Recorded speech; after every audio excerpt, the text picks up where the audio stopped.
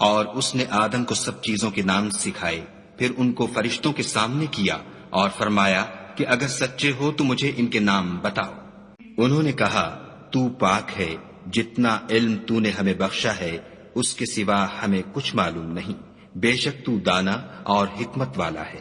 تب خدا نے آدم کو حکم دیا کہ آدم تم ان کو ان چیزوں کے نام بتاؤ۔ جب انہوں نے ان کو ان کے نام بتائے تو فرشتوں سے فرمایا کیوں میں نے تم سے نہیں کہا تھا کہ میں آسمانوں اور زمین کی سب پوشیدہ باتیں جانتا ہوں، اور جو تم ظاہر کرتے ہو اور جو پوشیدہ کرتے ہو سب مجھ کو معلوم ہے۔